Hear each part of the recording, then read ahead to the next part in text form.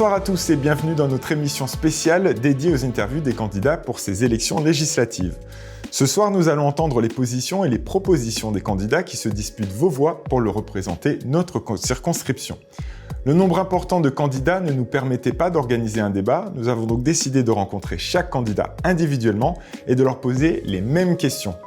Point important à rappeler, les temps de parole respectent le principe d'équité, c'est-à-dire que les candidats déjà présents dans la vie politique des deux îles ont droit à plus de temps de parole. L'ordre de passage des candidats est choisi en fonction de cette représentation. Les 8 candidats sont donc tous passés dans nos studios et ont répondu aux mêmes questions. Cependant, une candidate a refusé que son interview soit diffusée, il s'agit de Lila Crimi. La candidate a demandé un droit de regard sur l'émission, une condition que nous n'avons pas acceptée. Ce soir, nous allons donc entendre 7 candidats. Bonsoir, pouvez-vous vous présenter en quelques mots ? Franz Gums, mon âge 68, non pas 68, 70, j'oublie mon âge, je ne vais pas paraître si vieux que ça.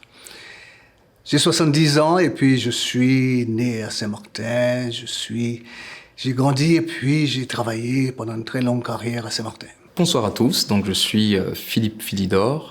J'ai 33 ans, je suis avocat inscrit au barreau de Paris et en parallèle, je suis également collaborateur auprès du rapporteur spécial du budget des Outre-mer à l'Assemblée nationale ainsi que collaborateur parlementaire du président de la délégation des Outre-mer à l'Assemblée nationale. Alors, je m'appelle Alexandra Kettel, je suis élue à la collectivité de Saint-Barthélemy au conseil exécutif.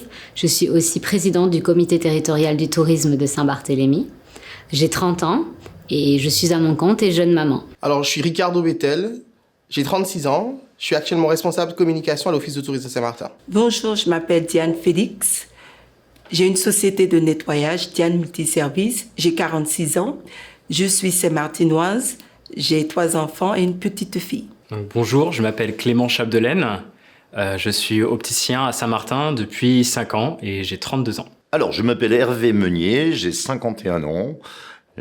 J'habite à Saint-Martin depuis 33 ans, j'ai un enfant et je suis directeur de casino. Notre première interrogation, à quel parti politique appartient chaque candidat ? Et s'ils n'en ont pas, de quelles idées politiques sont-ils les plus proches ? Mon inclination personnelle est le centrisme d'une manière générale. Mais lorsque je vais aux élections à Saint-Martin, je suis essentiellement soutenu par le parti Rassemblement Saint-Martinois, le parti qui a permis l'élection du président Mussington et de son équipe actuelle, puisque je fais partie de cette équipe et que je suis actuellement conseiller territorial. Donc, Rassemblement Saint-Martinois associé au parti Alternative pour ce qui concerne Saint-Martin. Et pour ces élections en particulier, je suis également soutenu par le parti du président de la collectivité de Saint-Martin, Xavier Lédé, qui me soutient effectivement à l'occasion de ces élections particulières. Alors, je concours sous l'étiquette divers, mais surtout ce qu'il est important de préciser, c'est que l'histoire de mon engagement politique, c'est celui d'un homme investi dans la défense des intérêts des territoires dits d'outre-mer, et singulièrement ceux de la collectivité de Saint-Barthélemy et de Saint-Martin. Alors, cela étant exposé, il va de soi que mon binôme, qui m'accompagne dans le cadre de cette candidature, est de sensibilité de droite. En dépit du fait que je sois un profond humaniste, il va de soi que si nous ne partagions pas, en fin de compte, une certaine vision de la politique, que nous ne présenterions pas cette candidature en binôme. Alors, on a fait le choix de ne pas prendre d'étiquette politique, tout simplement parce que l'intérêt, c'est l'intérêt de nos deux îles. Historiquement, moi, je suis issue du parti de Saint-Barth d'abord, qui est un parti historiquement de droite, comme l'étaient Bruno Magras et Michel Magras. Bon, aujourd'hui, vu le contexte politique, c'est très compliqué de savoir dans quel parti se positionner. Donc, je pense que toute cette décision sera prise au moment des résultats. Alors, actuellement, j'ai décidé de me présenter à ces élections législatives sans étiquette. La raison pour laquelle, c'est que pour le moment, je ne me sens ni de l'extrême droite ni de l'extrême gauche.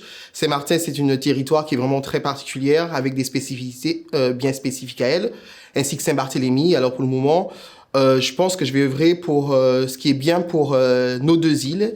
Et puis une fois élu, je ferai le nécessaire pour représenter les deux îles au niveau national et je prendrai une décision d'ici là. Alors, je représente la partie qu'on appelle Humanité souveraine.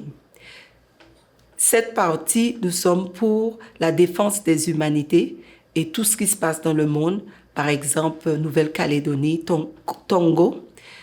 Il y a aussi Rwanda, Mali, partout.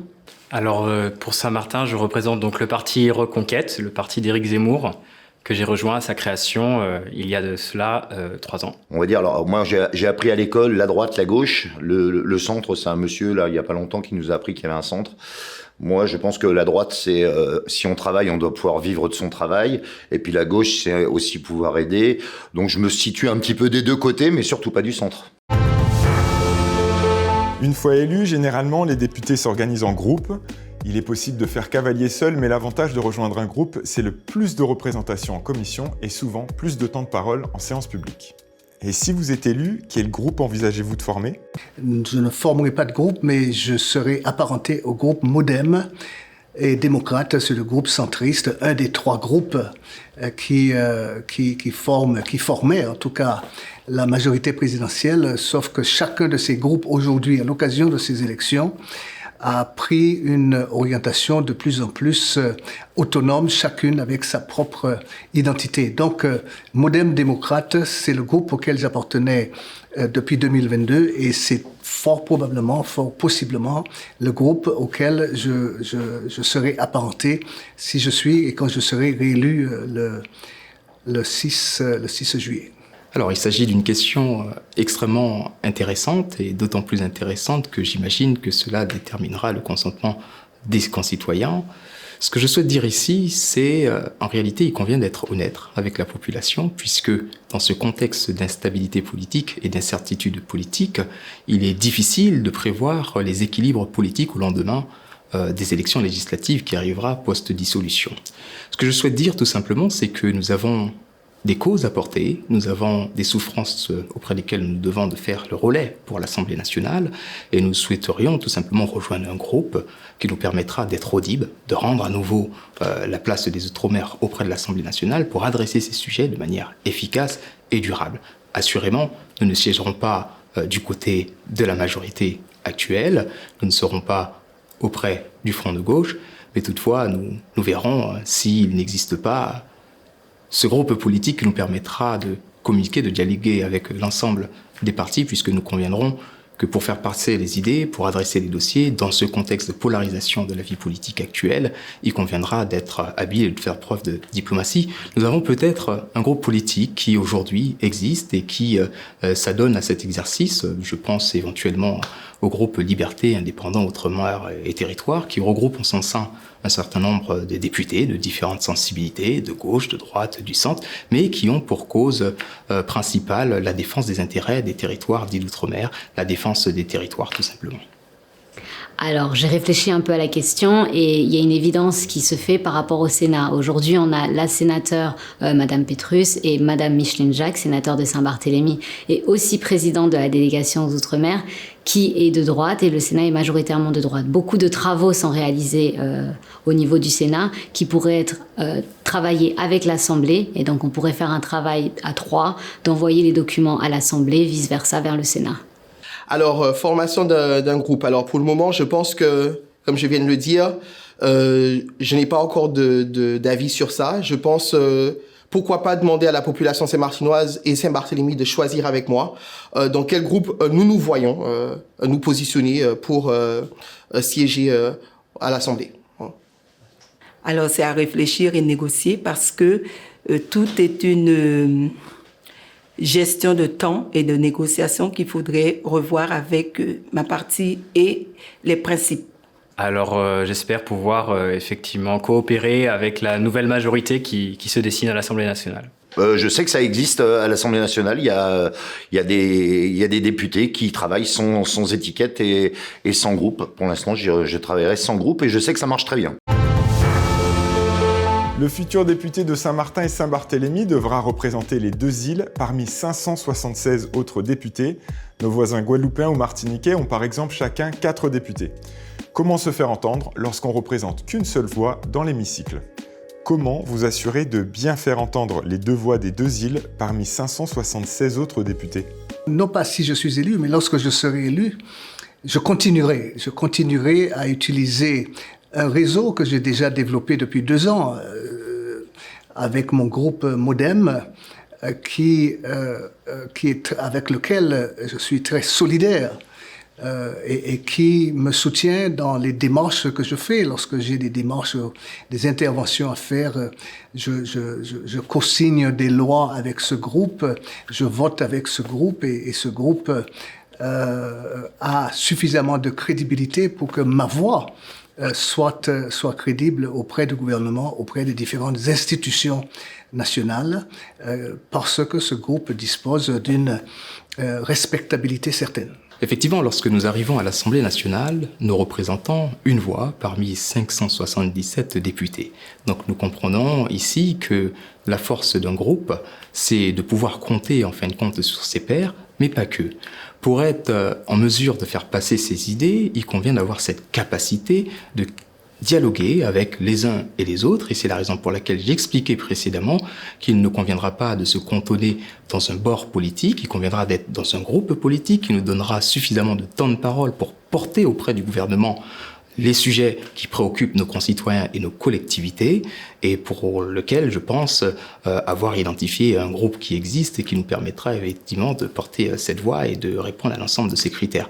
Encore une fois, je pense qu'il convient d'être assez vigilant sur l'idée de décider de manière assez prématurée du groupe politique auprès duquel nous souhaitons siéger, pour la simple et bonne raison que vous comprendrez qu'une fois élu en tant que député, l'existence des groupes politiques dépend essentiellement du nombre de députés. Il faut 20 députés pour constituer un groupe.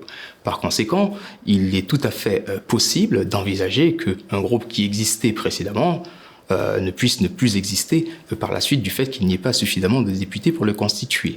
Autrement également, il est possible d'envisager un autre scénario. Des députés qui décident de se rapprocher, de coopérer ensemble et de constituer un groupe, tout simplement parce qu'ils ne se retrouvent pas dans la polarisation actuelle. Alors, ce qui est très important pour le député de Saint-Barthélemy et Saint-Martin, c'est de savoir que chaque territoire a ses spécificités, ce que j'ai conscience et ce que je compte promouvoir. Aujourd'hui, en tant que député, j'appliquerai la méthode Michel Magras. Michel Magras est l'ancien président de la délégation aux Outre-mer du Sénat. Il a réussi à travailler avec tous les partis. Lorsqu'il a pris sa retraite, il y a même le Parti communiste qui s'est levé pour lui faire une ovation.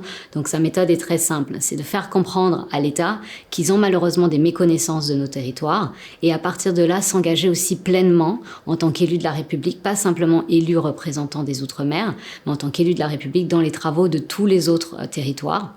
Et ça permet aussi à ces territoires de comprendre nos problématiques. Donc donner pour recevoir. Et ensuite, bien sûr, il y a un travail à faire individuellement avec chaque député pour les sensibiliser sur les spécificités de Saint-Martin et de Saint-Barthélemy.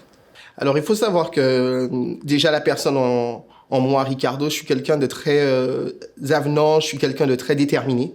Je suis quelqu'un qui m'impose sur certaines choses. Représenter les deux îles de Saint-Martin, Saint-Barthélemy sur des sujets bien spécifiques, je saurais comment faire. Je serai la personne qui serait œuvrée pour faire en sorte que les guidelines qui me seront donnés par les deux collectivités puissent être bien entendues au niveau national. Je suis là pour travailler pour le peuple et défendre la nation. Surtout que je vois, côté hollandais, il n'y a pas de gouvernement. Il ne faut pas que l'île rentre en situation de crise économique et sociale et aussi de crise de stress. Alors, par le biais de commissions, j'espère pouvoir faire partie de la commission de l'Outre-mer et faire entendre la voix des Saint-Martinois et des Saint-Barth au Parlement européen en étant fort de propositions pour effectivement accompagner ce territoire et le développement. Alors, de bien faire entendre, justement, c'est de raconter l'histoire de notre île, ça c'est important.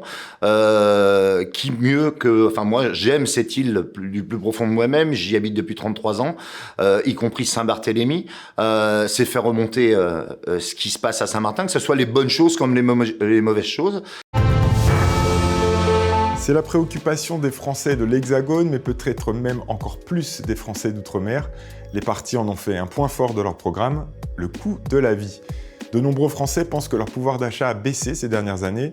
Nous abordons ce sujet en demandant aux candidats leurs propositions pour lutter contre la vie chère et redonner du pouvoir d'achat aux Saint-Martinois. Quelles sont vos propositions pour lutter contre la vie chère et redonner du pouvoir d'achat aux Saint-Martinois ? La vie chère est un sujet plus complexe que cela. Il ne s'agit pas de décider d'une mesure ou l'autre. La vie chère est due à l'exiguïté des marchés. La vie chère est due à l'éloignement de nos îles par rapport au lieu où on s'approvisionne pour nos marchandises, nos denrées alimentaires. La vie chère est due aux situations de monopole où se trouvent les compagnies aériennes, par exemple, Air France en particulier. Et ces facteurs-là font la vie chère. Pour ce qui concerne l'éloignement et l'exiguïté du territoire, il n'y a rien à faire. C'est la géographie qui le veut ainsi. Par contre, pourquoi est-ce que les marchés d'approvisionnement sont exclusivement ou quasi exclusivement des marchés qui sont situés en Europe est une question qu'il faut poser. Pourquoi ne pas envisager de permettre davantage d'approvisionnement dans l'environnement de la Caraïbe? Mais ça demande un lobbying, ça demande des interventions pour réduire l'aspect réglementaire, la réglementation qui nous empêche d'importer dans la zone Caraïbe, dans la zone Amérique, un certain nombre de produits qui seraient moins chers que d'avoir à les importer depuis l'Europe. D'ailleurs, l'Europe a si bien compris la chose, la France aussi a si bien compris la chose, qu'ils ont créé une norme Europe RUP qui fait qu'aujourd'hui, les entreprises peuvent importer les matériaux de construction de la zone Caraïbe au lieu d'avoir l'obligation de les importer depuis l'Europe. C'est un premier pas, mais il faut continuer dans ce sens-là. Pour ce qui concerne les monopoles dans le transport aérien, c'est un vrai combat parce que nous n'avons pas de pouvoir réel sur les prix que pratiquent ces compagnies. C'est la loi du marché.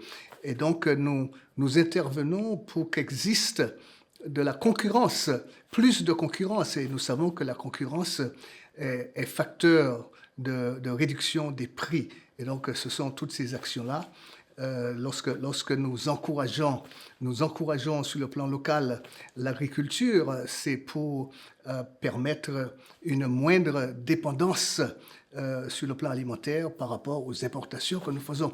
Il faut travailler sur l'ensemble des facteurs en même temps si on veut redonner du pouvoir d'achat, si on veut réduire le coût de la vie dans nos territoires. La question de la lutte contre la vie chère, c'est une question qui est assez préoccupante puisqu'elle touche l'ensemble des territoires d'outre-mer et singulièrement Saint-Martin également. Parmi les propositions qu'il convient de faire, ce sont des propositions qui permettraient d'adresser cette problématique en s'axant prioritairement sur les besoins essentiels de la population. Quels sont ces besoins essentiels? Ce sont les besoins les plus élémentaires. Se nourrir, se loger, payer ses factures d'électricité, d'eau, arriver à se déplacer d'un point A à un point B, je pense notamment à la problématique des billets d'avion, etc. Je pense naturellement qu'il conviendrait tout d'abord d'adopter des politiques publiques qui permettraient de réguler les prix, parfois même bloquer un certain nombre de prix, de financer également les circuits de distribution ou pourquoi tout simplement développer des circuits courts, ce qui nous permettrait d'éviter les surcoûts dus au transport et donc de pratiquer des prix plus abordables pour nos concitoyens. Alors, je n'ai pas de proposition particulière parce que c'est un sujet qui est quand même très vaste, très important et c'est la raison pour laquelle je m'impliquerai dans la commission économie qui me permettra de traiter ce sujet. Par contre, on a déjà pu voir que beaucoup de choses avaient été faites au niveau du Sénat. Par exemple, Micheline Jacques, présidente de la délégation Outre-mer, est en charge du budget pour les Outre-mer et a déjà réussi à faire augmenter la subvention pour réduire le prix des tarifs aux Outre-mer. Donc, c'est des travaux dans lesquels je m'inscrirai pour promouvoir, en tout cas, et aider les jeunes qui doivent se rendre sur d'autres territoires. Au niveau des pouvoirs d'achat des Saint-Martinois, alors pourquoi, dans un premier temps, déterminer un panier moyen pour que les Saint-Martinois puissent avoir accès aux produits de première nécessité, ce qui est les problèmes des nécessités de base. Après, en termes du développement économique de l'île, de voir de quelle manière je peux m'appuyer aussi sur les guidelines qui me seront donnés par les deux collectivités pour justement permettre aux Saint-Martinois d'avoir accès à des travails. On sait que le taux de chômage à Saint-Martin est assez élevé et de voir de quelle manière je pourrais leur venir en aide pour augmenter leur pouvoir d'achat. Mes propositions, d'abord, c'est mettre le contrôle des prix, aussi développer l'agriculture, pêche, l'élevage, parce que lorsque nous produisons pour une île l'agriculture, la vie va être moins chère parce que nous allons produire 100% local. Alors c'est une très bonne question. La vie chère, c'est vrai, on le voit, il y a eu une mise en place d'un bouclier qualité-prix par l'État qui a été complètement inefficace ici. On l'a vu, les Saint-Martinois l'ont vu, les courses augmentent, le prix de l'essence augmente. Et on a vu également, on voit sur notre territoire un dumping au prix du loyer.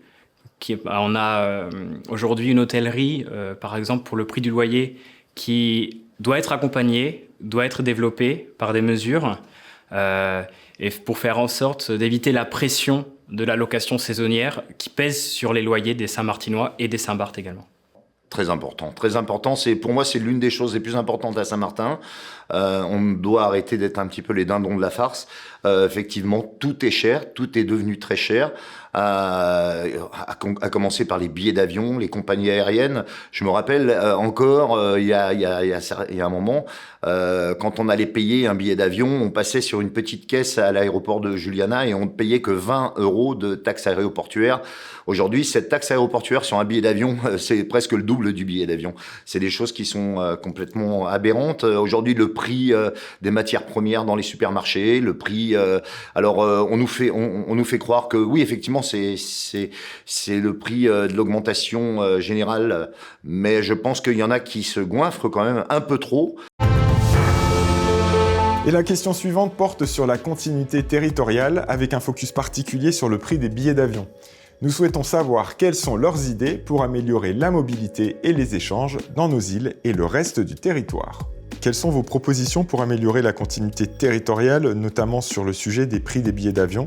Est-ce que vous avez des pistes de travail ? Écoutez, nous sommes intervenus à de nombreuses reprises, non seulement pour essayer d'obtenir plus de concurrence, nous sommes intervenus au niveau du gouvernement, mais nous sommes intervenus au niveau également de l'ADOM, qui est l'organisme qui aide un nombre significatif de ressortissants d'outre-mer dans la prise en charge d'une partie des prix des billets. Et ça, c'est la principale action pour l'instant que nous avons menée. Excellente question. Il s'agit d'une problématique qui n'a eu de cesse d'exister et qui est exacerbée par le contexte économique délétère actuel. Les propositions qui pourraient être faites éventuellement parmi tant d'autres, ce serait de travailler sur la suppression d'un certain nombre de taxations qui existent et qui est en principe à la charge de l'État. Alors, je viens de l'évoquer, donc c'est exactement ça, c'est continuer par rapport à ce travail qui est effectué avec Micheline Jacques et Annick Petrus au niveau du Sénat et pouvoir appuyer vraiment, sensibiliser. Donc, c'est vrai que la commission économie aura vraiment un rôle crucial à jouer là-dedans. C'est pour ça que je m'impliquerai directement dans cette commission. Alors ça, c'est vrai que c'est un gros sujet. Je pense que le gros sujet des billets d'avion, il faut vraiment faire un lobbying auprès des institutions nationales. On a le problématique du monopole en ce moment avec Air France. Des débuts de solutions ont commencé à être apportés avec la venue de Air Caraïbes. Mais je pense qu'il faut qu'on soit traité comme les deux îles, la Martinique et la Guadeloupe, qui à équidistance de la métropole, ont des prix des billets d'avion qui sont beaucoup moins chers que nous. La venue d'Air Antilles ? Et la venue des Antilles aussi sera plutôt sur la partie Guadeloupe-Martinique. Je pense que la collectivité investit dans une compagnie aérienne, mais je pense que la plupart des Saint-Martinois, nous, on part beaucoup plus en métropole. C'est vrai que ça, c'était le gros sujet. Et puis maintenant, on a vu les prix des billets d'avion entre la Guadeloupe et la Martinique. Alors, de quelle manière on pourra œuvrer pour cela? Je pense qu'il faut essayer de plafonner les prix des billets d'avion, rentrer encore en négociation avec l'État pour que la continuité territoriale puisse vraiment exister pour l'île de Saint-Martin. Très bonne question. Parce que moi, je mettrais tout de suite en place une fixation de billets. Les prix des billets doivent rester fixes et pour la continuité territoriale, comme en Corse, à côté de France, il y a une continuité territoriale qu'on appelle le crédit de taxe d'inflation. Alors effectivement, on voit les prix des billets d'avion qui sont de plus en plus chers. Ici, pour rejoindre que ce soit la continuité territoriale avec la Martinique, la Guadeloupe, donc les autres territoires français de la Caraïbe, ou que ce soit effectivement avec la métropole, il faut travailler en collaboration effectivement pour faire diminuer les taxes aéroportuaires, que ce soit en collaboration effectivement aussi avec le côté hollandais, l'aéroport du côté hollandais, que ce soit également en créant des enveloppes et en subventionnant beaucoup plus effectivement l'aviation pour les connexions entre nos îles et avec la métropole. Moi, c'est un problème. Aujourd'hui, je me dis, je vois des prix, par exemple, sur Internet, sur des billets d'avion, où les temps de vol, par exemple, pour aller à Saint-Domingue, Punta Cana, par exemple, pour pas citer, c'est le même temps de vol de départ de Paris pour aller à Punta Cana. Le même temps de vol que pour venir à Saint-Martin. Alors, il va falloir que les compagnies nous expliquent pourquoi, aujourd'hui, on dépense le même kérosène, on fait le même kilométrage, mais qu'aujourd'hui, on a des billets d'avion qui sont triplés par rapport à Punta Cana. Donc, effectivement, alors il va falloir qu'ils nous donnent des réponses et s'il y a des choses à changer, on va y aller. On a un parc hôtelier qui est là, on a tout comme ces grandes îles que je viens de citer. Et pourquoi Saint-Martin n'aurait pas non plus sa carte à y jouer. Et une autre chose qui est très importante aussi, et j'y tiens, je remettrai en place quelque chose qui a existé, c'est la carte de résident. La carte de résident, pour moi, elle est très importante. On était très fiers de l'avoir à l'époque à Saint-Martin. Cette carte de résident, elle permettait justement aux gens qui habitent Saint-Martin et Saint-Barthélemy de pouvoir prouver qu'ils habitent sur cette île et justement de pouvoir profiter davantage, par exemple, sur un billet d'avion par an à un prix cassé, c'est-à-dire, imaginons, 500 €. On a le droit à un billet à 500 € une fois par an. Et c'est des choses avec lesquelles on doit parler.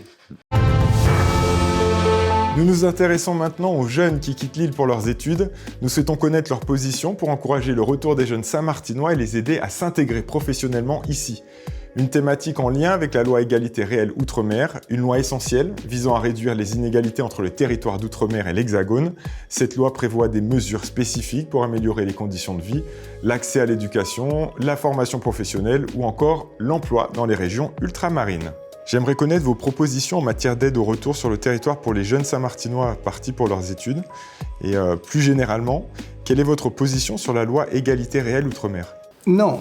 Ma proposition, nous sommes tous d'accord pour dire, nous faisons beaucoup d'efforts pour faire en sorte que les jeunes qui sont partis faire des études puissent revenir tôt ou tard. Moi, je ne souhaite pas que les jeunes reviennent dès qu'ils ont eu leur diplôme. Il faut qu'ils prennent de l'expérience, il faut qu'ils prennent un peu de bouteille avant de revenir, mais il est souhaitable qu'ils reviennent lorsqu'ils ont cette expérience-là. Et j'ai l'exemple des enseignants qui sont en France, qui sont issus de ce territoire, qui veulent revenir.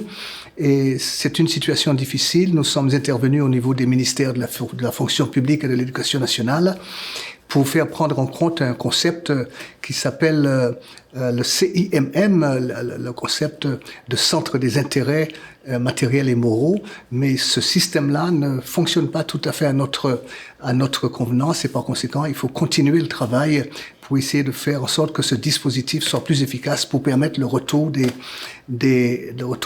ressortissants de l'île. Il y a également ce dispositif très récent qu'on appelle Cadre Avenir, qui permet justement à l'ADOM de financer des études pour des étudiants en France et dans l'objectif de leur retour au pays. La loi égalité réelle des Outre-mer, c'est une loi qui existe depuis Victorin Lurel. C'est une loi qui a effectivement permis de procéder à un certain rattrapage structurel, mais je pense qu'on pourrait aller plus loin, puisque naturellement, par définition, une loi est améliorable avec le temps. S'agissant du retour, en fin de compte, des étudiants à son pays natal, il faut savoir qu'il existe déjà un certain nombre de propositions qui ont été faites au cours de ces 2 années de législature au sein de l'Assemblée nationale, qui ont été portées naturellement par la délégation des Outre-mer à l'Assemblée nationale et un certain nombre de députés. Mais pour y répondre très concrètement, il existe le dispositif de l'ADOM qui propose déjà des solutions avec des subventions qui permettent à des étudiants de bénéficier de billets d'avion. Mais je pense que nous pouvons toujours aller plus loin puisque un billet d'avion ou 2 billets d'avion par année n'est jamais suffisant pour permettre à un étudiant qui a décroché de sa cellule familiale de maintenir ces liens qui sont extrêmement importants dans la construction d'un homme ou d'une femme.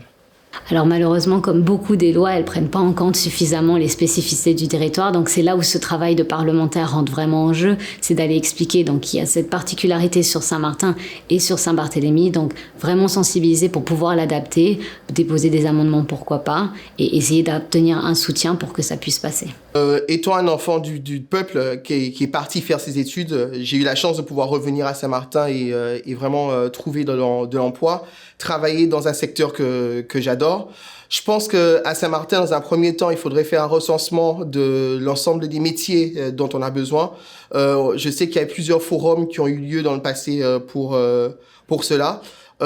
Après, les jeunes Saint-Martinois revenir, nous donner notre chance. C'est vrai que la plupart du temps, on nous dit aux Saint-Martinois de partir faire des études, on nous demande de partir et de revenir. Revenir pour quel poste? Revenir pour des postes, des fois, dont on mérite et qui ne nous les donnent pas. Alors, véritablement, voir avec la collectivité de quelle manière, ou les entreprises privées, que la compétence des étudiants qui partent faire leurs études, qu'en revenant, qui est quand même de l'espoir pour nous, quoi, en fait. Alors, moi, ce que je vais proposer pour les Saint-Martinois, une package. Quand ils retournent, ils ont des maisons à disposition pour habiter. Ils auront aussi différents choix dans des niveaux de travail, qu'ils auront les compétences pour travailler, et aussi une augmentation de salaire. Alors, c'est un sujet... Alors, la loi égalité outre-mer, moi, je pense que elle doit être complétée. Elle doit être complétée pour, effectivement, dans la formation des jeunes, favoriser par un allègement fiscal, effectivement, leur retour ici, dans leur territoire, et favoriser cet allègement fiscal, effectivement, aux Saint-Martinois pour leur permettre d'installer leur entreprise et ce dont ils ont envie, ce qu'ils ont envie de construire pour le territoire ici à Saint-Martin. Moi, ce qui manque, par exemple, à Saint-Martin, avant toute chose, ça serait monter un CFA, monter un centre d'apprentissage pour les jeunes, que ça soit dans la restauration, dans la climatisation, dans la mécanique, dans la pêche, dans l'agriculture. Il y a beaucoup de métiers et effectivement, en priorité, embaucher nos enfants et embaucher en priorité les jeunes Saint-Martinois. Et je dis jeunes Saint-Martinois, c'est-à-dire Saint-Martinois, toute personne née sur le territoire, pour moi, est un Saint-Martinois. Et toute personne qui fait vivre le territoire est Saint-Martinois. Une des spécificités de Saint-Martin, notre frontière. La coopération avec Sint Maarten est un sujet clé. Notre futur député représentera uniquement la partie française d'une île divisée en deux, s'agissant des législations. Comment est-ce que vous percevez l'influence de Sint Maarten sur les affaires économiques, sociales et politiques de la partie française? Et quelles mesures envisagez-vous pour renforcer la coopération entre les deux côtés de l'île? L'impact de la partie hollandaise est évidemment important sur la partie française. Les deux parties de l'île sont indissociables et les avantages d'un côté sont des désavantages de l'autre, mais chacun a ses avantages. Et par conséquent, il convient de mieux harmoniser ce qui peut l'être et d'échanger et mieux échanger en fonction de ce qui est nécessaire, c'est-à-dire les produits de grande nécessité, l'électricité, l'eau, les dispositifs d'entraide en matière de sécurité et de catastrophe, les dispositifs d'entraide en matière de système judiciaire, par exemple. Ce sont des choses qui méritent d'être améliorées pour mieux harmoniser le fonctionnement des deux côtés de l'île. Alors aujourd'hui, il existe une évidence, c'est que Saint-Martin et Sint Maarten ne font qu'un, puisque c'est un seul territoire. Particulièrement, il convient de préciser que les décisions qui sont prises d'un côté ou de l'autre impactent nécessairement les affaires des deux côtés. Alors, je pense que pour accentuer la coopération entre les deux îles, il convient de reprendre une initiative qui était déjà portée jadis par le président Daniel Gibbs. Ce serait d'éventuellement prévoir la mise en place d'un congrès qui permettrait de réunir les membres du gouvernement de chacun des territoires afin de s'accorder sur des axes prioritaires de travail, type sécuritaire, immigration, économie, et de s'entendre en quelque sorte sur les pistes d'amélioration qui pourraient être convenues d'apporter afin de créer cette zone économique assez durable et cet écosystème assez profitable pour l'ensemble des deux territoires.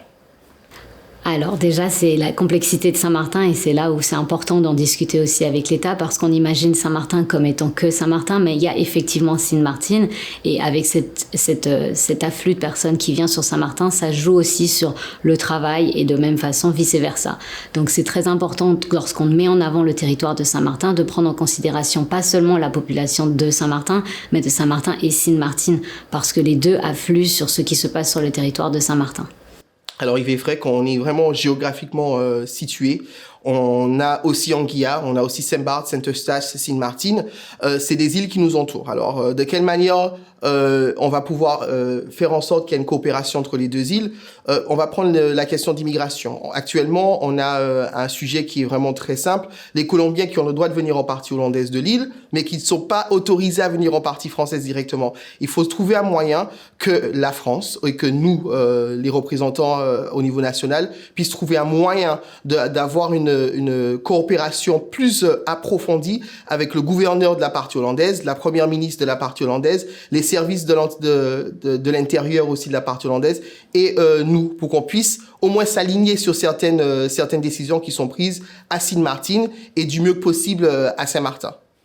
Alors, ça, c'est une bonne question parce que ça m'intrigue de savoir que on dit tout le temps one people, one island, one destiny. C'est pas vrai. Parce que les problèmes et les influences qui se passent côté français affectent côté hollandais. Et ce qui se passe côté hollandais affecte aussi côté français. Quand je vois que personne peut tendre la main, il n'y a pas de gouvernement, il n'y a pas de entraide de tendre la main et pouvoir faire une seule plan d'énergie pour l'eau, l'électricité, aussi au niveau de sécu. Et par contre, nous sommes un seul peuple saint-martinois. Alors il y a une coopération qui est effectivement déjà en place. Pour tout ce qui est économique, moi je peux parler aussi d'une fuite aujourd'hui de l'investissement de l'État du côté saint-martinois. On peut parler effectivement de tout ce qui va sur les aides sociales qui sont dépensées dans les casinos de la partie hollandaise aujourd'hui. Il faudrait favoriser effectivement une dématérialisation des aides sociales pour permettre économiquement que les aides sociales qui sont payées par le contribuable saint-martinois restent sur le territoire de Saint-Martin du côté français et favorisent nos commerces qui contribuent à cette aide. Ah, effectivement, c'est un sujet qui est assez spécial. Je sais parce que je suis directeur d'un casino et que on n'a pas de casino partie française par exemple. Alors il y a plein de choses qu'on a le droit côté français, plein de choses qu'on n'a pas le droit côté hollandais. Effectivement, ça va être le travail. Je pense que c'est le travail du député de justement faire connaître notre île et nos spécificités. Je trouve quand même qu'on a beaucoup de problèmes. On va dire c'est de la concurrence déloyale parce que nos lois à nous qui sont souvent des lois napoléoniennes font qu'on ne puisse pas avancer comme cette partie hollandaise malgré qu'on ait une frontière inexistante. Même si le français est reconnu et entendu, la langue des Saint-Martinois, c'est l'anglais. La reconnaissance du saint-martinois comme langue régionale est une avancée importante. Si le décret est adopté, il s'agit maintenant de s'en servir. Le saint-martinois a été reconnu comme langue régionale créole à base lexicale anglaise récemment. Comment ce décret, selon vous, devrait-il s'appliquer sur Saint-Martin ? Écoutez, je viens de soutenir et de voter une loi qui encourage le développement de l'enseignement des langues régionales de la maternelle jusqu'au lycée. J'étais très heureux de soutenir cette loi sur l'ensemble de l'outre-mer. Pour ce qui concerne Saint-Martin, il convient d'abord de normaliser la langue, de la critérier, d'en établir des règles grammaticales et des choses de cette nature. En attendant, nous voulons et nous souhaitons encourager et développer de manière très nette au moins l'enseignement bilingue anglais-français à tous les niveaux de l'éducation nationale. Concrètement, il conviendrait de procéder à des recrutements de professeurs ou d'instits qui maîtriseraient suffisamment le créole ou la langue anglaise et tout simplement de mettre en place un système de bilinguisme qui permettrait aux étudiants de pouvoir capitaliser sur le français au même titre que l'anglais et le créole. Alors une fois qu'on a fait ça, il s'agit maintenant de pouvoir le transmettre parce qu'une fois qu'on a établi que c'était important, il faut maintenant le transmettre aux plus jeunes pour que ça puisse continuer et avoir une continuité sur le long terme. Aujourd'hui, on a la même question qui se pose à Saint-Barthélemy, c'est-à-dire on a le patois, le créole, on a l'anglais créole aussi et on n'est pas arrivé aussi loin et c'est pour ça que c'est important d'avoir un document qui fige une bonne fois pour toutes. Voilà le langage qui est de l'île pour pouvoir après travailler dessus, l'intégrer dans toutes sortes d'actions, même au niveau du tourisme, la promotion du territoire. Et donc, sur plusieurs axes, la promotion du territoire, la jeunesse, des ateliers, des écrits, on pourra transmettre ce langage et le faire vivre par-delà les années est simplement un décret. Je pense que, premièrement, ça c'était une très bonne nouvelle. Il faut savoir que moi, je vais me prendre en exemple un enfant qui a grandi sur l'île d'A-Dominique, même si j'ai été né à Saint-Martin. Je suis revenu à Saint-Martin à l'âge de 8 ans. Très compliqué de pouvoir se dire, on va vraiment comprendre le français, vraiment se dire que la compréhension de la langue maternelle, parce que c'est vrai que la plupart des Saint-Martinois de souche, dans les quartiers comme Sandy-Gouin et de quartiers d'Orléans, la langue maternelle à la maison, c'est quand même l'anglais. Le français, c'est quand même notre langue nationale. Il faut être fier de savoir qu'à Saint-Martin, on pratique plusieurs langues.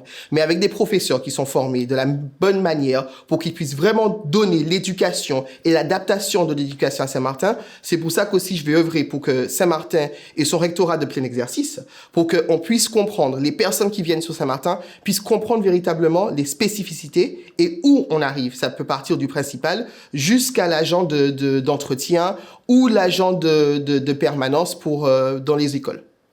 Alors d'abord, il faudrait mettre dans les bouquins et tout, que ça soit reconnu en histoire, que Saint-Martin puisse faire sa marque et marquer nos jeunes et nos jeunesses, qu'ils savent que Saint-Martin, c'est une langue qu'on parle et que les gens respectent notre visage lorsqu'ils viennent sur l'île. Ils connaissent qu'à Saint-Martin, c'est une obligation de parler l'anglais dans notre repas, dans tout ce qu'on fait comme culture et activité. Il y a des choses que à Saint-Martin, par exemple, quand tu regardes le guavaberry, le boucheti, tout ça, c'est notre culture et on est obligé de parler pour faire comprendre les gens qui arrivent et les gens qui veulent s'impliquer au niveau de Saint-Martin. Alors, il y a effectivement, je pense, dans l'éducation nationale, c'est une vraie partie importante ici. On voit le territoire en échec scolaire. Pour Saint-Martin, par exemple, pour le brevet des collèges, on est à 30% de moins de réussite par rapport à la métropole sur les brevets des collèges, au niveau des chiffres des brevets des collèges. Donc, il y a un réel accompagnement et je pense une adaptation, effectivement, des programmes, que ce soit des programmes linguistiques ou également des programmes adaptés, accessibles ici aux Saint-Martinois pour leur permettre effectivement une progression dans leur formation à l'école. Chaque région a le droit. Je pense que c'est à l'école, on nous apprend le français. On est quand même, voilà, on parle le français. On a le droit à une deuxième langue. Je me rappelle quand j'étais jeune, moi, on me demandait si je voulais parler l'allemand ou l'espagnol. Et ben là, on peut proposer bien sûr à certains, s'ils le veulent. Ben bien sûr, moi je trouve ça très important. Le changement climatique est une menace urgente. Nous demandons aux candidats leur politique en matière de développement durable, particulièrement en ce qui concerne la transition énergétique. De par sa position géographique, nos îles sont directement impactées par le changement climatique. Saint-Martin est encore principalement dépendante aux énergies fossiles pour la production de son énergie. Quelle est votre politique en matière de développement durable ? C'est une question centrale, puisque c'est vrai que le réchauffement climatique nous concerne au premier chef, compte tenu de notre position dans le monde géographiquement et dans la Caraïbe en particulier. Ce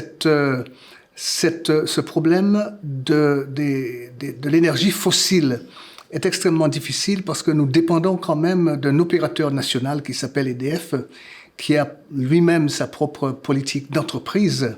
Nous avons la compétence énergie. Nous avons présenté un plan pluriannuel de l'énergie qui comporte une transition vers la production d'énergie par des sources alternatives, y compris le solaire, mais pas seulement le solaire, des sources d'énergie non fossiles. Et par conséquent, c'est un travail de longue haleine qui nécessite une grosse anticipation. Et c'est un travail qui est en train de se faire au niveau de la collectivité en particulier, avec les interventions utiles que je peux faire au plan national. Il est évident qu'il existe des rapports en la matière qui nécessitent en tout cas d'approfondir les sujets, puisqu'on sait très bien que Saint-Martin, au même titre que Saint-Barthélemy et d'autres territoires d'outre-mer, sont dépendants des énergies fossiles. Nous rentrons dans cette ère où il conviendra bien évidemment de procéder à l'indépendance vis-à-vis de ces sujets. Et je sais qu'il existe des sources d'énergie différentes, la géothermie, je pense également à l'éolienne, je pense également à d'autres sources qu'il conviendra d'exploiter. Donc comment faire? Premièrement, il convient de procéder à des études qui nous permettra d'identifier précisément par rapport au territoire de Saint-Martin quelles sont les sources d'énergie alternatives à celles du fossile, et en fonction de ceci, de diligenter en fin de compte des expertises qui nous permettra à terme de procéder à un protocole qui nous permettra aussi de trouver le cheminement possible pour sortir de cette dépendance du fossile. Alors c'est là où on voit que c'est assez intéressant d'avoir deux collectivités différentes. Donc à Saint-Barthélemy, on a la compétence environnement et énergie. Donc c'est des choses sur lesquelles on peut directement agir. Mais même en l'ayant, on se rend compte qu'il y a des choses qui prennent beaucoup de temps. Donc sur Saint-Martin, c'est encore une fois pouvoir faire cette différence, défendre sur le même texte le fait que Saint-Barth a cette compétence, le fait que Saint-Martin ne l'a pas, et la manière dans laquelle on peut le mettre en avant. Aujourd'hui, on voit très bien qu'il y a des négociations avec EDF qui peuvent être compliquées, notamment au niveau de l'énergie. Donc c'est tout le temps rappeler les intérêts de chaque territoire. Et plus généralement sur le développement durable, sur le positionnement face à la gestion des déchets, tout ça? Alors plus généralement, ça revient par contre à une compétence du président de la collectivité, comme il l'a fait par rapport aux poubelles qu'on voit sur Saint-Martin actuellement, et il s'agit d'une organisation du territoire. Donc le député ne pourra que appliquer la volonté du président de la collectivité à ce niveau-là. On n'est pas là forcément pour faire des propositions, mais pour pouvoir acter et être le bras armé des présidents des deux collectivités. Alors, il faut savoir, par rapport à d'autres destinations, je suis très fier de dire que Saint-Martin, on est quand même protecteur de l'environnement. On a quand même une très grosse réserve naturelle à Saint-Martin qui mérite d'exister. C'est vrai qu'avec ne stress à Saint-Martin, il y a beaucoup de voitures. Est-ce qu'on peut favoriser le développement des voitures électriques, des panneaux solaires, etc. Il y a plein de moyens pour que Saint-Martin puisse devenir une destination verte. Mais il faut juste mettre en pratique, éduquer la population, ça c'est super important, sur ces énergies. Alors, par exemple, on voit très bien, chaque année, on est affecté par les sargasses. Alors, les sargasses, ça peut aussi être traité rapidement par la transformation des systèmes en faisant des sacs marrons et tout. Ça, c'est une forme d'emploi et aussi, ça peut éviter les cyclones et tout ce qui empêche, mais aussi de planter beaucoup de plantes. Par exemple, on voit les cocotiers, c'est en voie de disparition. Il faut qu'on prenne cette culture à replanter beaucoup d'arbres pour avoir beaucoup d'ombre et aussi pour faire une protection sur l'île avec les fruits et les légumes. Parce que lorsqu'on a ces arbres-là, on aura moins de chaleur qui va nous pouvoir atteindre et aussi nous rendre malades. Parce qu'on va avoir une verdure pour pouvoir respirer. Alors le développement durable, c'est une vraie question. Les énergies, c'est une vraie question pour le territoire parce qu'on est un territoire en développement et on voit qu'on arrive très vite ici pour Saint-Martin à saturation. On a une centrale d'énergie qui peine à suivre, une production qui peine à suivre les dépenses qui sont faites énergétiques sur le territoire. On a un problème du coup de développement de nos entreprises sur le territoire saint-martinois. Je rencontrais la dernière fois un producteur tout simple donc d'ail noir qui me disait « Je dois mettre pendant des jours dans un four mes gousses d'ail pour produire et ça fait plusieurs semaines qu'il ne peut plus produire parce qu'il y a des coupures régulières. » Et donc on a vraiment, avec ce problème énergétique, effectivement aujourd'hui, on a un problème de production et ça crée un problème dans notre économie pour ce genre d'entreprise très dépendante effectivement de l'énergie. Donc il est important sur notre territoire de développer des énergies effectivement renouvelables. On peut penser au solaire, on peut penser également aux flux marins, on peut penser à plusieurs pistes qui peuvent être mises en place, à de la géothermie. On voit en Guadeloupe une centrale géothermique qui fait ses preuves. Ça peut être aussi une source d'inspiration pour le territoire de Saint-Martin. Très important parce qu'on a pu le vivre durant les derniers gros événements cycloniques, qu'on était tellement dépendant de plein de choses. Je me rappelle qu'à l'époque, on interdisait, je vous parle à l'époque où c'était encore un maire et une mairie à Saint-Martin, on interdisait de faire des citernes dans les maisons, pour favoriser effectivement le distributeur d'eau, et qu'on a pu s'apercevoir après certaines années que effectivement aujourd'hui c'est plus possible. Quand aujourd'hui on construit une maison, on nous oblige même à construire une citerne. Donc déjà c'est très important. Et aujourd'hui, je crois qu'on a aussi tout ce qui est panneaux voltaïques, très important aussi. La sécurité et la justice figurent parmi les principales préoccupations des Français à l'approche de ces élections. Nous cherchons à connaître les pistes de travail des candidats pour améliorer la sécurité sur nos deux îles. La sécurité, c'est un sujet de préoccupation de nos concitoyens. Quelles sont vos propositions en la matière sur les deux îles ? La sécurité revêt différents aspects. Si vous parlez de sécurité en termes de banditisme, en termes de situation de délinquance et des choses de cette nature-là, il faut absolument que soit développée une coopération beaucoup plus serrée entre les systèmes de police et les systèmes judiciaires entre les deux côtés de l'île pour que les bandits ne profitent pas du meilleur de chacun des deux côtés. Ça, c'est une chose. Ensuite, du côté français seulement, il faut absolument que le système judiciaire réponde de manière plus efficace sur le territoire de Saint-Martin, aux situations de Saint-Martin, parce que pour l'instant, le tribunal judiciaire étant situé à Basse-Terre et beaucoup des décisions, des choix étant faits à Basse-Terre, et la prison même étant à Basse-Terre, ça rend le système moins efficace que si il y avait un rapprochement de tous ces dispositifs au territoire de Saint-Martin et de Saint-Barth d'ailleurs, où se passent les problèmes. Et donc, cette sécurité-là, la délinquance, nécessite que les services publics soient plus réactifs sur le territoire. Et puis, il y a la sécurité par rapport aux catastrophes naturelles, aux phénomènes naturels. Et ça aussi, ça demande une bonne entente entre les deux côtés de l'île. Il convient de préciser qu'il existe une loi de programmation du ministère de la Justice qui a été adoptée pas plus tard qu'en novembre 2023, qui est venue apporter un certain nombre de solutions, notamment en termes de coûts financiers et de coûts humains. Alors je conviens qu'il n'est pas suffisamment adapté au territoire de Saint-Martin et qu'il conviendra, lorsque l'occasion se présentera, de solliciter tout simplement une mission d'information qui nous permettra d'identifier précisément les enjeux sur les territoires de Saint-Martin pour pouvoir, in fine, porter les propositions de loi qui nous permettra d'adresser ces problématiques ultramarines qui sont la sécurité sur le territoire. Alors la sécurité, c'est vrai que c'est un sujet sur les deux territoires. Pour le coup, là, on se rejoint. Et il y a une proposition qui est actuellement déjà portée au niveau du Sénat avec Madame Petrus et Madame Micheline-Jacques en tant que présidente de délégation. C'est notamment le fait de faire évoluer le statut des policiers territoriaux en policiers d'office judiciaire, ce qui leur permettra pas seulement de constater une infraction, de pouvoir agir aussi à ce moment-là. Et donc, ça permettrait d'avoir plus de bras armés, entre guillemets, sur le territoire pour pouvoir facilement agir lorsqu'il y a besoin. Après, c'est vrai que c'est un sujet qui est quand même divers et varié, plus compliqué à Saint-Martin parce qu'il y a cette frontière qui est invisible. Donc, encore une fois, il s'agit d'une coordination, cette fois-ci aussi avec Sint-Maarten. Donc, beaucoup de discussions parlementaires, discussions entre présidents. Et donc, c'est un travail quand même de longue haleine. Alors, je pense que déjà...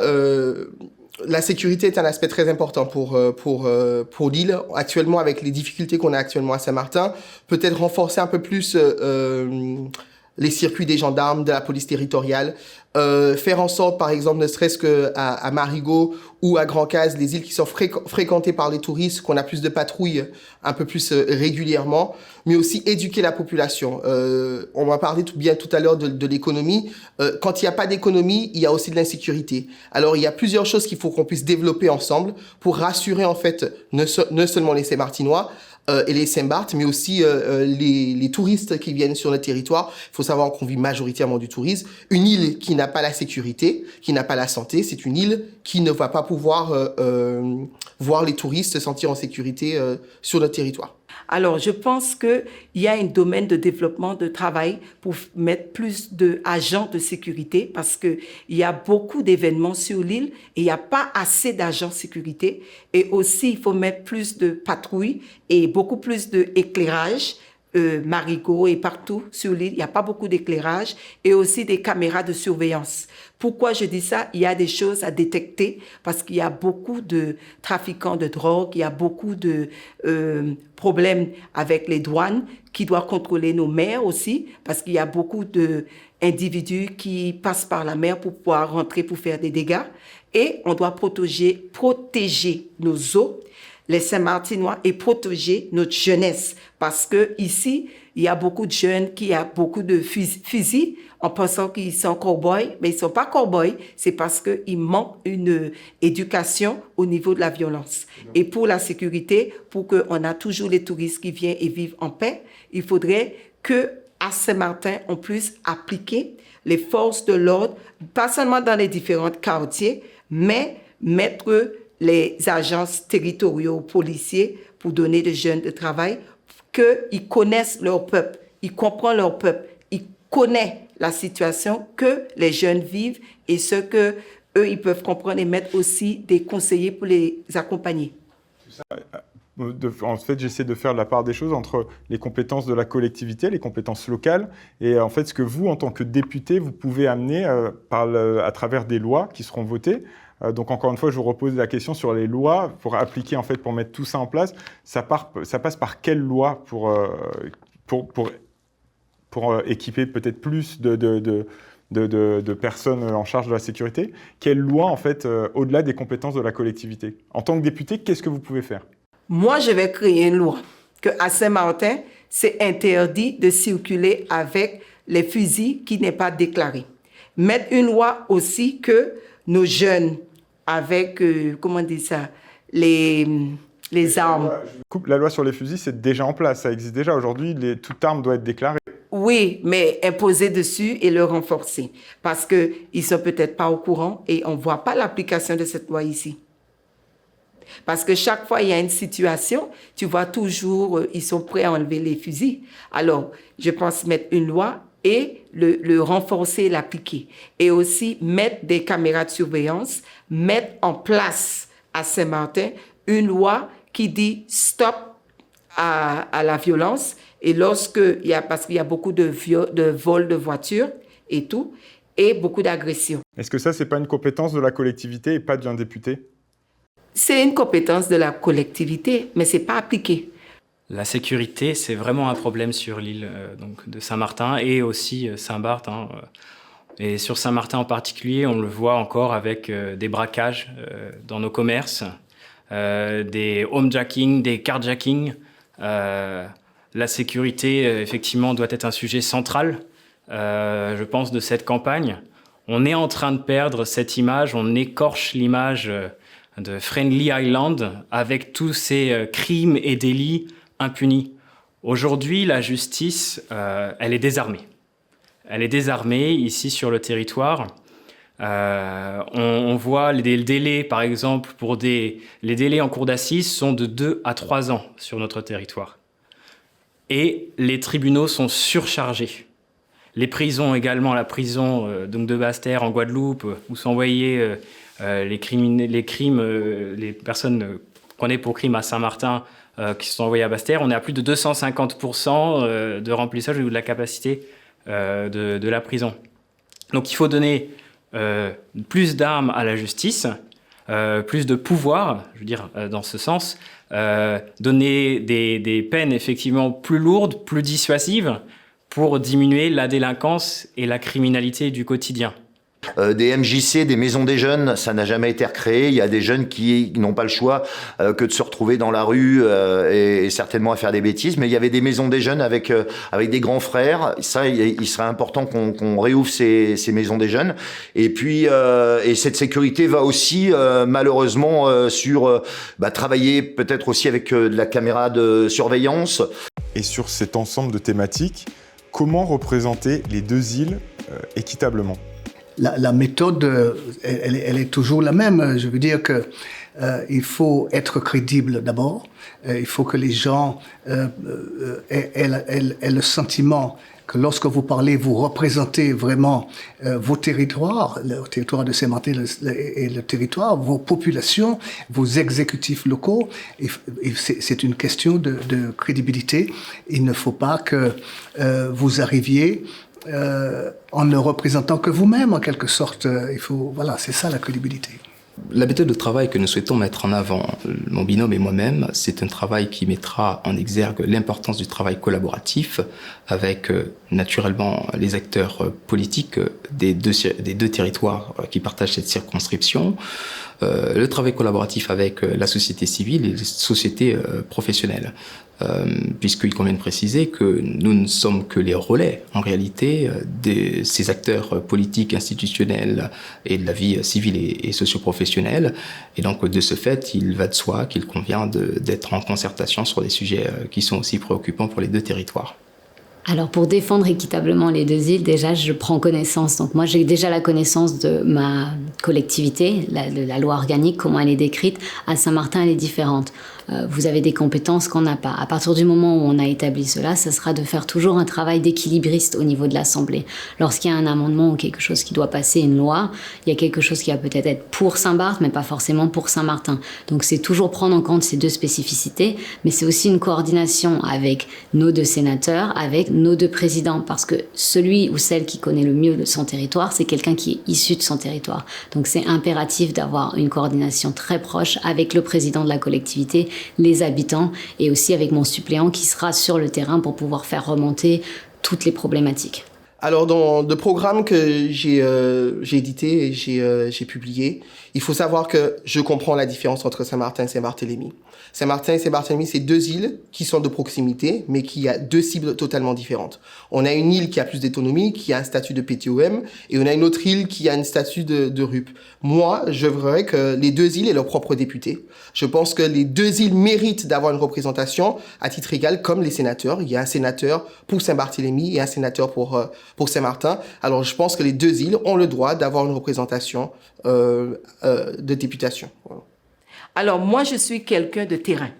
Je me déplace toujours, je vais sur place, je me renseigne et je lance des enquêtes.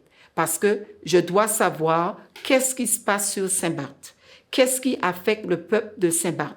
Parce qu'il y a un gros souci avec Saint-Barth qui m'intrigue de savoir que les déchets de Saint-Barth viennent à Saint-Martin. De savoir que les babates de Saint-Barth, ils sont, envahissent par d'autres personnes qui viennent et ils s'en sortent pas au niveau du coût de vie. Tout est trop cher. Moi, je veux mettre un ticket pour qu'ils puissent bien se nourrir avec d'argent dans l'économie pour que les Saint-Barth puissent vivre. Alors, représenter deux territoires méritables. Alors, premièrement, Reconquête. Bon, moi, je ne suis pas seul de Reconquête sur le territoire. Nous avons nombre d'adhérents et de sympathisants, que ce soit à Saint-Barth, effectivement à Saint-Martin. Et donc, je suis à l'écoute. Je suis à l'écoute des deux îles, de nos deux territoires, pour effectivement répondre aux attentes des deux territoires. Des deux îles équitables, bien sûr. Moi, je suis beaucoup plus Saint-Martin, ça fait 33 ans que j'habite là. Mais effectivement, Saint-Barth, je connais, mais je n'y vais pas assez souvent, il est vrai. Mais par contre, effectivement, on va ouvrir effectivement des offices de députés, je ne sais plus comment on appelle ça, un bureau pour la députation à Saint-Martin, où on pourra venir nous voir et nous rencontrer, et aussi à Saint-Barthélemy. Alors peut-être pas un bureau, mais peut-être avoir une présence à Saint-Barthélemy, au moins 2 fois par semaine, et 3 fois à Saint-Martin, de façon à être le plus proche possible, que ce soit avec les politiques, mais aussi avec les citoyens de Saint-Martin et de Saint-Barthélemy. Nous n'avons pas pu évidemment revenir sur l'ensemble des thématiques sur lesquelles notre député devra travailler.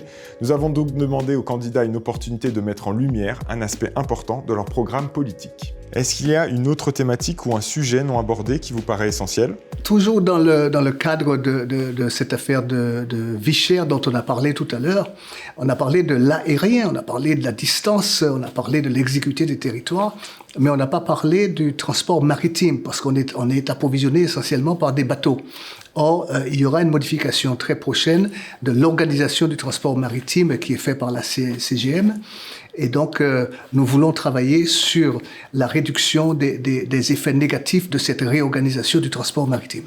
Alors en tant que député, peut-être qu'il serait intéressant de discuter, d'échanger sur l'activité parlementaire du député sortant. Alors, ce qui me paraît essentiel aujourd'hui, c'est pas forcément de partir sur un programme avec plein de propositions. Donc, il y a une réalité, c'est que cette mandature, elle va sûrement pas durer 5 ans. On a des élections présidentielles en 2027, donc les chances sont que l'Assemblée sera à niveau dissous.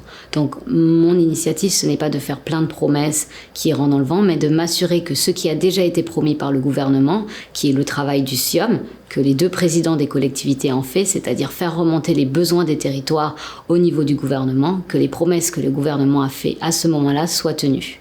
Alors, il y a plusieurs questions qui m'ont été posées depuis que je me présente, les questions de la retraite. On m'a posé beaucoup de questions sur est-ce que je suis pour la retraite à 65-67 ans. Il faut savoir que une des choses, j'aimerais bien revoir la retraite à 60 ans, parce qu'en fait, on n'habite pas en métropole. On habite quand même dans les îles où la chaleur, la manière que nos corps subissent et la vieillesse, c'est totalement différent. Alors, c'est une des choses que je vais vraiment œuvrer pour ça. Un rectorat de plein exercice, ça c'est quelque chose, je vais vraiment militer pour ça. La santé, l'hôpital, il faut vraiment que notre hôpital puisse être mieux armé, développer des infrastructures pour que la population saint-martinoise n'a pas forcément besoin de partir à l'étranger pour avoir des soins. Au niveau des prisonniers aussi qui puissent être plus proches de leur famille. Il faut savoir qu'il n'y a pas de prison à Saint-Martin, il n'y a pas de moyens mis en place pour qu'ils puissent vraiment communiquer avec eux. Alors il y a plusieurs sujets dont on m'a posé dans la rue. Qu'est-ce que je ferais si je suis élu député? Alors ça, c'est quelques-uns des sujets qui ont été abordés. Il y a une grosse situation qui se passe sur l'île et ça me frappe énormément. Et je comprends pas comment les gens peuvent rester silencieuses. C'est les placements d'enfants, les suicides, des prostitutions, l'inceste sur l'île. Je vois que notre île est frappée de jour en jour avec les victimes des familles. Par exemple, il y a eu dernièrement des morts, des femmes en plus, et ils ont laissé des enfants vivants. Moi, je veux mettre en place un plan de compensation que les familles, après une deuil, s'ils perdent leur mère, qu'ils ont au moins 90 000 € pour pouvoir vivre. Moi, je pense qu'il faut donner à Saint-Martin plus de chance à la jeunesse. Aujourd'hui, on a un échec de l'éducation nationale. Il faut vraiment sanctuariser l'école pour accompagner également dans les formations, avoir des formations plus adaptées aux besoins du territoire et au développement futur du territoire. On peut également accompagner par la proposition d'un RSMA, donc d'une école de la deuxième chance pour les jeunes Saint-Martinois qui souhaiteraient prendre effectivement un second souffle quand ils n'ont pas réussi au niveau scolaire. Je vais vous dire une chose, je pense que j'ai ma légitimité aujourd'hui, je pense à être un député, tout comme tout autre participant. C'est pas parce que je travaille sur la partie hollandaise et que j'ai été directeur de casino, ce qui fait un petit peu voilà. J'habite sur la partie française, je vis la partie française, j'aime cette île et donc que les gens et les détracteurs qui vont s'amuser à dire que je n'ai pas ma place à être un représentant de la France parce que je travaille sur la partie hollandaise, je leur dirais que non, je ne suis pas d'accord. Et pour conclure sur une note d'engagement, nous avons souhaité connaître leur première action concrète au lendemain de leur possible élection. Et si vous êtes élu, quelle sera votre première action concrète en tant que député, votre première action du premier jour? Ma première action du premier jour, compte tenu du fait qu'il y aura probablement un nouveau gouvernement, qu'il y aura probablement de nouveaux ministres, qu'il y aura probablement de nouveaux dirigeants et d'autres élus dans l'hémicycle, ma première action, ce sera de voir les personnes qui sont en charge et de me présenter, de recommencer à présenter les problématiques des 2 îles, parce que mon objectif est toujours de faire exister les îles de Saint-Martin et de Saint-Barth, la réalité des îles de Saint-Martin et Saint-Barth à Paris. Au lendemain de ces élections, il convient de préciser que nous allons très rapidement rentrer dans ce que l'on appelle la phase budgétaire, puisque en septembre, nous aurons à voter la loi de programmation des finances publiques. D'octobre, novembre, décembre, nous aurons à prendre des positionnements sur les projets de loi de finances et les projets de loi de financement de sécurité sociale pour l'année d'après. Donc, mes premières actions consistera naturellement de me rapprocher des acteurs politiques, institutionnels, de la société civile et des socioprofessionnels pour, bien évidemment, nous entendre sur les sujets qu'il conviendra d'adresser urgemment et en priorité afin de me faire le relais au moment de cette période budgétaire par voie d'amendement ou par toute action de lobby qui sera nécessaire pour porter ces sujets. Ma première action concrète sera de m'assurer que les 2 statuts des collectivités soient bien respectés et chacun pour leurs atouts respectifs. Alors, je pense que la première chose, c'est de remercier la population saint-martinoise et de Saint-Barth de m'avoir fait confiance. La chose que je continuerai à faire, c'est de rester proche de la population.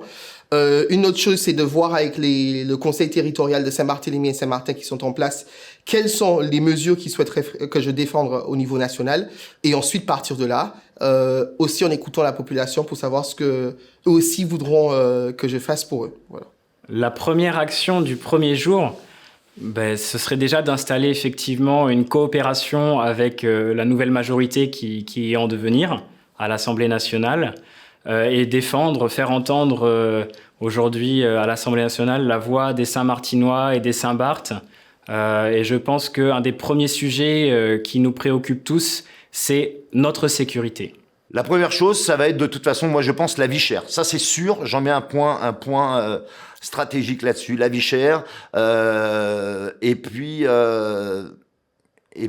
être à l'écoute, surtout ouvrir tout de suite le maximum l'écoute, être proche et puis faire quelque chose rapidement, montrer que dès le départ, je me sens investi et je ferai quelque chose parce que on m'a reproché aussi d'être souvent sur les réseaux sociaux. J'adore ça, les Facebook, et je continuerai à le faire, justement. Vous allez pouvoir vivre une vie de député, c'est-à-dire je prendrai l'avion, j'arriverai à Paris, j'irai travailler, je vous montrerai comment que ça se passe. Voilà, la vie de député, c'est pas la vie où les gens disent, voilà, oh, tu vas avoir un bon salaire, tu vas prendre l'avion gratuitement, tu vas aller manger au restaurant. Non, je vais vous montrer que c'est un vrai boulot. Et ça c'est la première chose que je montrerai à la population de Saint-Martin et de Saint-Barthélemy. Et pour terminer, c'est leur chance de convaincre directement les électeurs. Et pour conclure, pourquoi les électeurs devraient-ils voter pour vous et pas pour un autre candidat ? Écoutez, je crois que je représente la stabilité pour avoir été là. Je représente la cohérence pour être en ligne et en harmonie avec les exécutifs à la fois de Saint-Martin et de Saint-Barthélemy. Et je représente la continuité parce que je crois que l'instabilité n'est bon pour aucun pays. Je pense avoir à ma disposition un certain nombre d'atouts, puisque j'ai eu l'occasion d'être investi sur le plan local, puisque je suis conseiller de l'opposition de la collectivité de Saint-Martin, ce qui me permet d'appréhender les défis auxquels sont confrontés les territoires de Saint-Martin, mais également de Saint-Barthélemy, puisque au cours de mes expériences professionnelles, que ce soit au Sénat en tant qu'attaché parlementaire de l'ancien sénateur de Saint-Martin de 2017 à 2020, ou à l'Assemblée nationale en tant que collaborateur parlementaire du rapporteur spécial du budget des Outre-mer et du président de la délégation des Outre-mer à l'Assemblée nationale, j'ai pu capitaliser sur un certain nombre de compétences qui se veulent avant tout transversales et complémentaires et qui peuvent être mises au service de la circonscription, à savoir des collectivités de Saint-Barthélemy et de Saint-Martin. Alors aujourd'hui, je propose certes une candidature jeune, mais une candidature appuyée par de l'expérience, avec le soutien de Bruno Magras, président de la collectivité de Saint-Barthélemy de Saint-Barth pendant au moins 30 ans. On a aussi le soutien de monsieur Michel Magras, des anciens élus du groupe Saint-Barth d'abord. Et donc tout ça, c'est pour l'apporter aussi pour Saint-Barthélemy, mais pour Saint-Martin. Il faut savoir qu'on est 8 candidats. 8 candidats qui se présentent à ces élections. Moi, je pense, Ricardo, que je suis un candidat sérieux, motivé, dynamique, proche de la population. Je suis toujours quelqu'un qui a été à l'écoute. J'habite sur Saint-Martin, je n'habite pas à l'étranger.